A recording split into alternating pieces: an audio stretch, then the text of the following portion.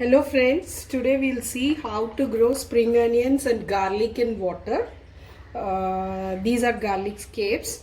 See, for garlic, what you have to do is choose a nice fresh one, okay, like this. And what you do is, don't keep it as such. Remove the outer covering like this. So if you see, I've removed the outer covering and now you can see the each one separate. Okay, and then what you have to do is just cut off this top dry portion. Okay, cut off this top dry portion. Only then you will give way for shoots to come. The garlic scapes. These are called garlic scapes. So can you see, I just planted this about a week or so back, and can you see how beautifully the scapes have developed? And why I have kept this with toothpicks is, the reason is there should be some, you fill the bottle with water, there should be some amount of space for air to go in. And when you place it in water, it should be placed in such a way, that the base, just the base where you can see the from where the roots come, just this should touch the water, otherwise it will rot. Okay, so once keep changing once in a couple of days, so that the water level is also perfect. So can you see this now clearly, how the garlic has been placed in the bottle with, there is some amount of air space too, and the scapes have beautifully developed. At this stage, what you can do is, if you want, you can just separate each one, okay, and plant them separately to grow as garlics. You can plant them in pots or on ground.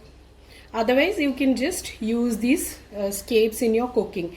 Like, see, the scapes also have a similar garlic taste, but it will be a little mild. Okay, and people also dry this and make it into powder and use it in their soups. Next comes onions. If you see, I have 3 onions here, and the best one I would go for is this one, which has the shoots. Okay, while buying it from the market itself, it had some shoots. So this will be the quickest one to grow. The second choice would be something which is new. Okay, the new onions will grow faster, and the last choice would be this. If you have a very dry onion, again cut the top. Okay, and can you see here, I've grown a few. These are the ones which already had slight shoots, and this one, again, it is almost 3 weeks old, but it did not have any shoots, and it was a very old onion. Okay, at the time, like when I thought I'll remove it and discard it, it started growing. Okay, after 3 weeks, can you see some sprouts and the roots also? So this one is ready for use. Okay, see, if you don't place it properly in the water, this is how, like, see, the bottom part has started rotting. It's time for me to use this. Okay, I've been delaying making fried rice just to make this video. Tomorrow I'll use it. Okay, so if you just see to it, after the roots develop, just see to it that just the roots are in water, and the onion does not touch the water. Okay, why I've placed toothpicks here is, I've chosen a wider mouth bottle. Okay, so that there will be good air circulation, and since the onion should not go into the water, it should not go into the bottle, I've placed some toothpicks for support like this. The same way I've done over here.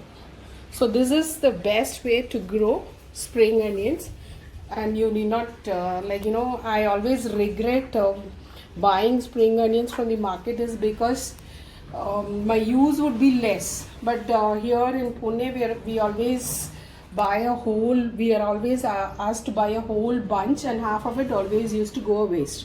Now I've stopped buying spring onions. I just grow it as per my use. If you see, this grows pretty quickly also. The one with the shoot, if you see, in 4 or 5 days it will come to this stage. Okay, so happy growing.